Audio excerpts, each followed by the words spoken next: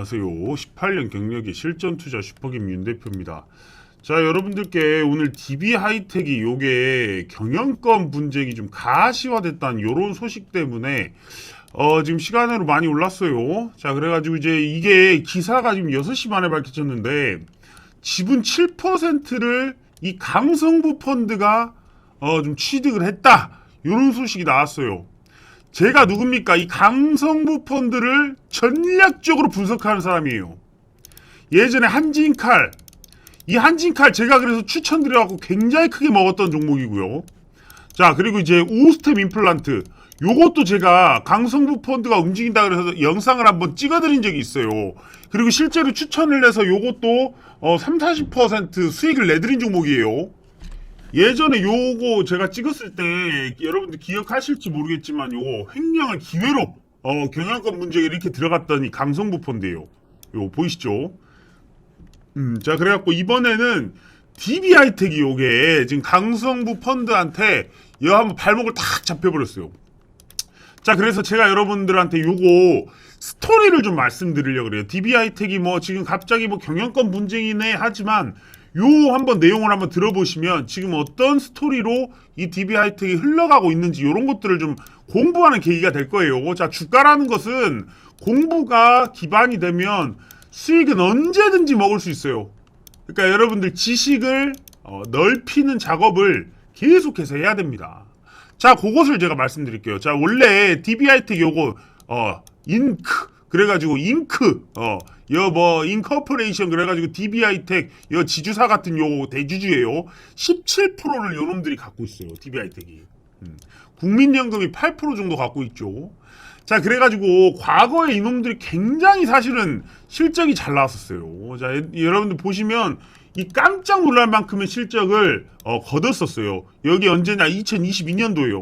1조 6천억의 매출에 7천억의 영업이익을 달성합니다. 자, 밑에 가보시면 깜짝 놀라요. ROE가 40%가 나와요. 자기 자본 이익률이 40%가 나오는 정도로 뻥 떼버리니까 주가가 과거에 요 DB하이텍 이만큼 막 올라가 버렸어요. 자, 그러다 보니까 이제 주가가 이게 굉장히 급등을 했어요. 그러다 보니까 이 지주회사 요건을 성립하는 그런 부분이 생겨버려요. 왜 요 지주회사 요건을 말하냐? 요 최근에 DB하이텍이 굉장히 문제가 됐던 게 있었어요. 자, 뭐예요? 바로 물적 분할이었어요. 이거 하고 싶은 거예요. 이 물적 분할이 굉장히 좀 사실은 주주들한테는 참 재수가 없는 거고.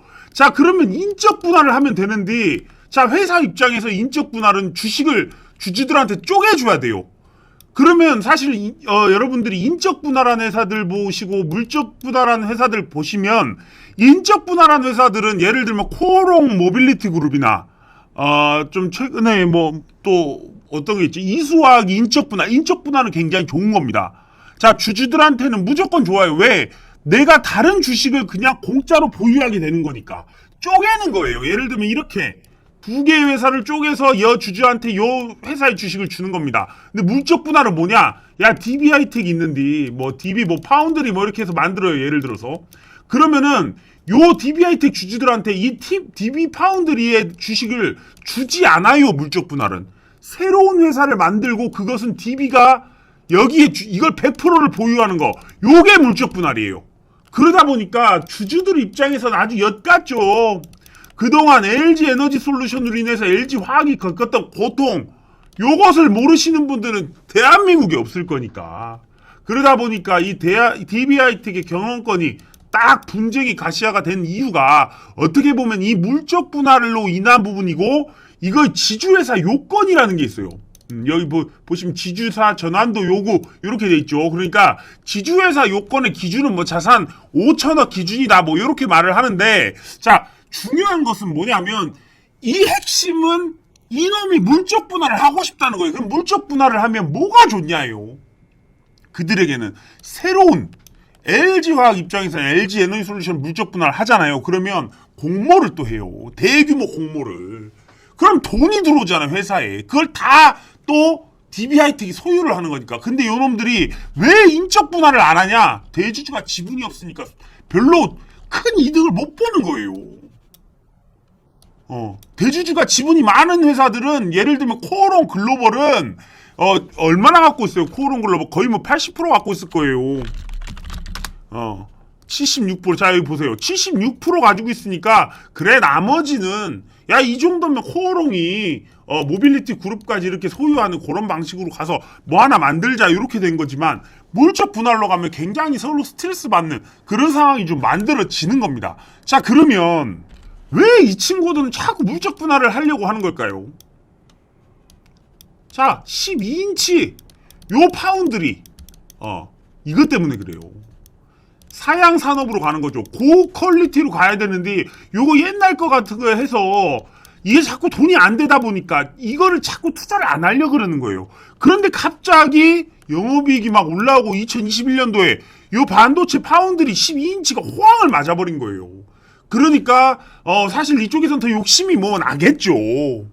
그래가지고 이쪽 DB 하이텍은 주가가 이제 낮아지면 그래도 요 자산 요건을 피할 수 있으니까 한 4만원 초반대까지만 가면 참 좋겠다 하니까 이제 어떻게 보면 이것은 뇌피셜이지만 이 업황도 안 좋아진 것도 있어요. 하지만 여기에 공매도까지 해서 원하는 자리까지 가면 이것이 뭐 4만원 정도가 되면 여기 지주회사 요건을 좀 회피할 수 있는 정도의 자산 가치가 돼요. 그러다 보니까 그렇게까지 오려고 하다 보니까 어떻게 보면 이 빠질 때도 물적 분할에 대한 것을 그냥 과감없이 터트려 버린 거예요. 근데 여기서 무슨 일이 생겨요? 자, 17%밖에 이 DB 인커퍼레이션 여기서 17%밖에 안 갖고 있다 보니까 소액주주 연대가 생기죠. 거기에 우리 강성부 펀드가 원하는 거 뭐예요? 자, 그런 이 행동주의 펀드잖아요, 이놈이. 나쁜 회사가 있으면 자기들이 먹어버리겠다. 그래가지고 막 최근에도 보면 그런 이 강성부 펀드가 작품들이 굉장히 지금 많아요. 참 멋있는 작품들이 참 많은데 오스템 임플란트도 뭐 그랬었고 또 뭐 하나 있었는데 최근에 팔고 저쪽에서 사온 거 저기 은행주인데 메리츠 금융지주도 그렇고 예전에 한진칼도 그랬고 그러다가 이제 성장하다 보니까 바로 이제 또 DB 하이텍까지 그러니까 이런 기사가 바로 이렇게 나와버린 거예요. 경영권 분쟁 가시화하는데 DB 하이텍이 막 7%를 지분을 확보해가지고 공시가 나온 거죠. 자, 어디죠? DB 하이텍 공시를 딱 보면, 뭐 여기 있겠죠. 3월 30일. 대량 보유 상황 보고서. 여기 가보면 있지 않을까요? 자, 지금 보시면 뭐 대량 보유자에 관한 사항 쭉 보니까, 뭐야, 이거 어디 있어?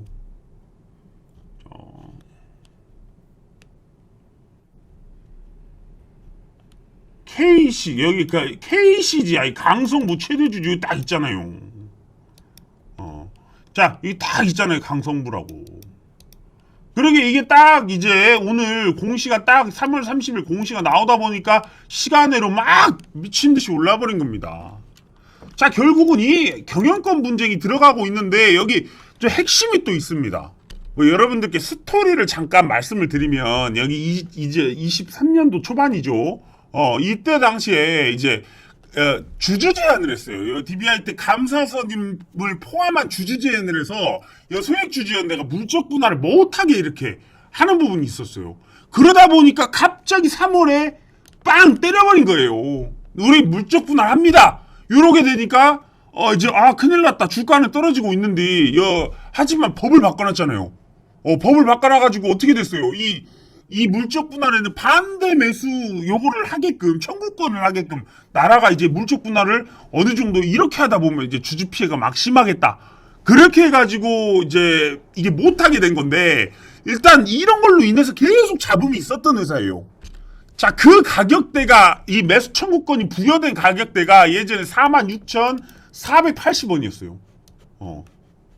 자, 그러면 이렇게 매수 청구권이 부여가 되면 반대하는 사람들이 여기서 그래 이 정도 돈이면 이제 난 반대하고 내 주식 가져가라 그러는 거예요. 여러분 이해하시죠? 이거 내가 물적 분할을 반대하면 나는 46,480원에 너희들한테 주식을 주겠다. 뭐 그렇게 하는 거예요. 근데 갑자기 뭐가 돼요? 차사주 매입이 나와요. 자사주 1000억 매입이 딱 나온 거예요, 예전에. 그러다 보니까 갑자기 이 4만원대에서 5만원까지 뻥 뛰어버렸어요. 그래가지고 이제 매수, 여러분들 SM하고 하이브에서도 보셨지만, 주주 매수 청구권을 딱 해버리면 그 가격대 위로 올라가면 의미가 없어버려요. 왜? 회사는 여기서 주식을 사준대요. 누군가가, 제3자가.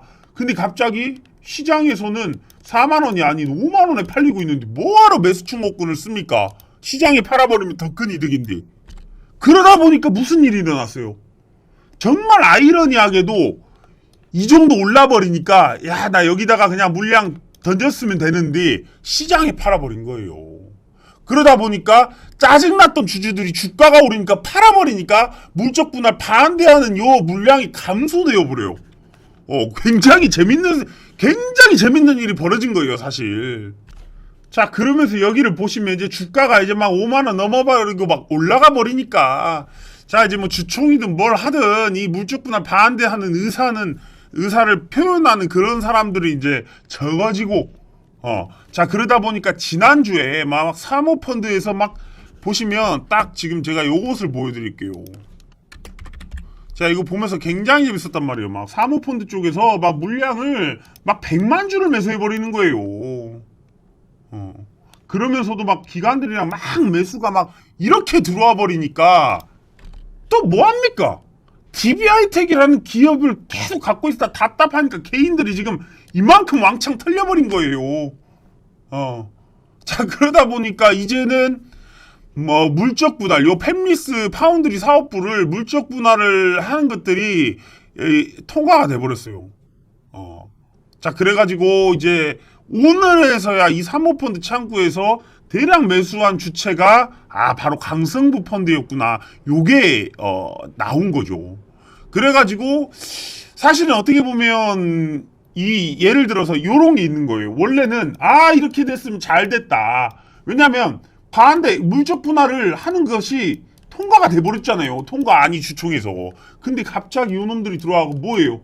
반대 제한, 주주 제한, 요 뭐 3% 이상의 어떤 주주가 총회를 소집해달라고 주주 제한을 딱 할 수 있는 이상의 7% 막 물량을 모아버린 겁니다. 그러면 뭐다? 주총이 통과됐지만 예전에도 보면 임시주총 막 열리잖아요. 한진칼 옛날에 보시면 그게 딱 생기는 딱 이 그림이 나오는 거예요. 그러면은 야, 이거는 이 지주회사 요건 피하기 위해 가지고 이제 주가도 인위적으로 하락시키고 물적 분할 때문에 막 주가 올려가면서 막 개인 주주 물량을 털어버렸는데 그것을 알고 보니까 자, 강성부 펀드가 들어와 버린 거예요. 근데 요게 다른 펀드였으면 너네 들어왔어 그랬을 텐데 자, 이렇게 돼버리면 강성부 펀드가 소액주주 연합이랑 이렇게 또 합쳐서 계속 매수세가 들어와 버리면 이거는 DBIT 경영권을 뺏기는, 자, 드디어 이게 뭐야, 이 강성부 펀드가 하나의 진짜 좋은, 제가 옛날부터 그랬어요. 강성부 펀드 요놈들이 정말 원하는 건 뭐냐, 오너들이 조금 잘못하고 있는 그런 기업인데 아주 탄탄한 기업, 시총도 어느 정도 되고 아주 영업도 잘 되고 평생 먹고 살 만한 그런 회사를 자꾸 뽑고 다니는다는 거예요, 요놈이. 예전에 뭐더라, 저기 메리츠 금융지주 그것도 그랬고, 저기 한진칼 때는 조금 다른 얘기였어요. 근데 요거 메리츠 금융지주나 여기 오스템 임플란트 같은 경우도 주주가 막 회계로 잘못하다 보니까 오스템 임플란트 같은 좋은 회사를 저 경영진이 저렇게 하네? 이렇게 해갖고 움직여가지고 막 주가가 올라갔던 그런 게 지금 DBI텍에서 나오고 있는 거예요. 그러면 여러분들은 지금 뭐 음봉이 나오고 있지만 제가 이것을 그동안 이 DBI텍에 대해서 요렇게 좀 간략하게 이렇게 좀 깔끔하게 설명을, 이 스토리를 알아야지 이제 되는데, 이거를 여러분들한테 찍어드려야 되는 타이밍에 SPG만 맨날 하루 종일 SPG만 보고 있고 미래 반도체만 보고 있고 성우 화이팅만 보고 있으니까 제가 이걸 못 찍어드렸어요. 근데 여러분들이 요게 어떤 스토리인지 공부를 한번 해보시면 요 강성부 펀드가 참 재밌습니다. 요것만 따라가면 사실 돈이 나와요. 근데 최근에 이 오스템 임플란트 이후에 좀 잠잠해져가지고 또 까먹고 있었는데 DBI텍에 여기 지금 들어와가지고 막 이런 걸 하고 있는 거예요. 계속 이 활동성이 대단합니다. 두시기만큼 활동합니다, 이놈이.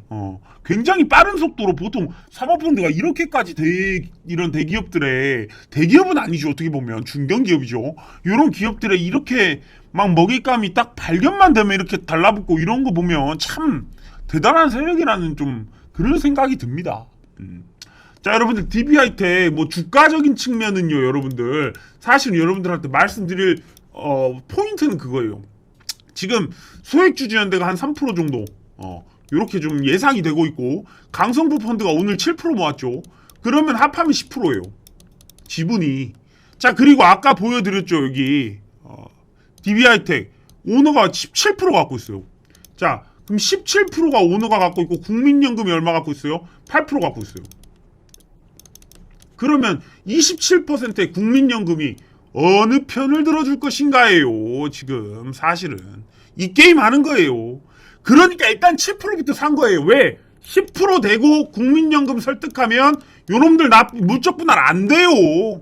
요렇게 해서 이기려고 일단은 7% 먹은 거예요. 근데 만약에 국민연금하고 이게 착오가 생기거나 소액주주들이 또 반대 이 청구권 나왔을 때 또 팔아버리면 또 1, 2% 더 사버려야 되는 문제가 발생할 수 있고 이 국민연금이 도와주지 않을 경우에는 이 부분에서 문제가 생겼을 때는 7%, 8% 이상을 또 매집한다는 건 쉽지가 않은 일이거든요, 사실은.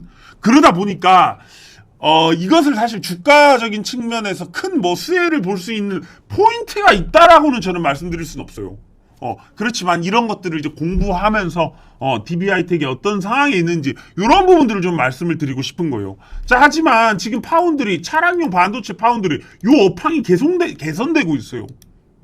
개선되고 있습니다. 하지만 여러분들 보시면 이런 매물대가 이걸 정말 다 뚫고 나갈 것이냐에 대한 부분은 이대로는 안 돼요. 그러다 보니까 이 이슈로 여기 만약 시간의 상한가돼서 요 정도 위치만 오더라도 사실 더 조금은 갈 수 있지만 이걸 다 뚫고 나간다? 이러면 어마무시한 SM 하이브 같은 거의 뭐 거대 규모의 이 경영권 분쟁이 붙어야 된다는 소리인데 쉽지는 않습니다. 자, 여러분들이 DB하이텍 저도 요것을 이제 찍어드릴까 좀 생각을 하다가 재밌어서 여러분들한테 좀 한번 이렇게 영상을 남겨봤습니다. 자, 오늘 영상은 좀 유익하셨는지 사실은 주식을 사고 팔고 이런 것도 중요하지만 어떤 이런 이슈들에 의해서 어떤 해석도 할 수 있어야 되고 그런 어떤 포인트를 볼 수 있어야 되고 이런 것들이 좀 여러분들한테 한번 전달을 해드리고 싶어서 이렇게 좀 영상을 찍게 됐습니다. 자, 여러분들 제 텔레그램 들어오실 분들 여기에다가 알파벳 T 남겨주시면 매일마다 제가 아침에 무료 추천주를 드리고 있고요. 오셔가지고 한번 구경 좀 해보세요. 자, 오늘 영상 여기서 마무리 짓겠습니다. 끝까지 시청해주셔서